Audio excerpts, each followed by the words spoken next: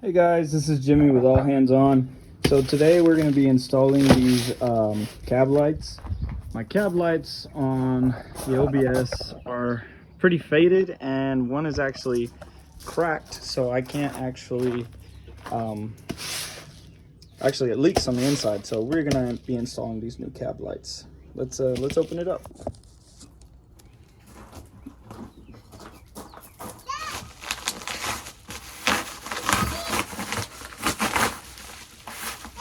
What?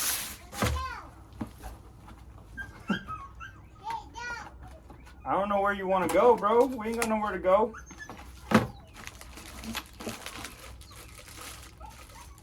Yeah. These are going to look really nice. Check that out. Comes with new pigtails. So it comes with everything you need in case you don't have cab lights. My last OBS, I didn't actually have cab lights, so I had to install them. Actually, I'm pretty sure these are the same ones that I installed on it. Comes with screws, comes with your LED bulbs, so that's pretty cool. Parts AM, it's just cheap Amazon lights, guys. This isn't anything fancy. I don't spend hundreds of dollars on lights like this. It doesn't bother me, honestly, to just put some cheapies like this, and it'll help seal. So let's get these put on. These are the old cab lights. So Phillips head, got the old Milwaukee.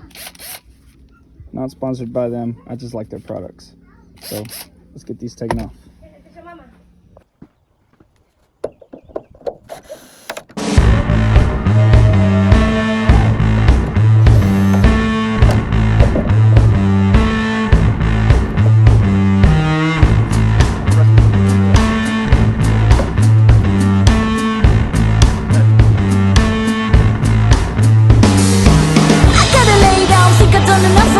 What I had to do, and this is enough for me. Never meant to be a winner, never meant to be a quitter, but this is how I lose satisfaction.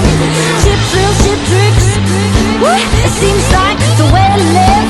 Who said I should be a big shot? Who said I should take it, tick-tock? I gotta rest, I'm feeling so good. In me I know it, but I'm misunderstood. Feeling like that. Okay. I'm going to show you guys something real quick. This is going to suck. So check this out. If you notice, the hole is actually smaller on that one than it is on that one. You can see it. You can tell the difference. Which means I'm going to have to go ahead and wire in those lights. No big deal. I can just clip them off right here because I'm not going to... Yeah, I can just clip them off right here, wire them in, and boom, still have lights. So let's get started on that. All right, so that's basically it right there, guys. Sorry, wasn't pointing the camera at it. I use heat shrinkable butt connectors, and I really like these things because you heat shrink them down and it really holds on good and tight. I cut it as short as I could because I didn't want a whole lot of wire to get pushed back in there. Although if you're pretty new at this and you have a tendency to mess up, I would cut these longer and attach them, that way you don't make a mistake. Yeah, so just gotta put this back in, and then we gotta do all of the rest of them, which that really didn't take long. It took maybe like 2 minutes. So yeah, it's pretty cool.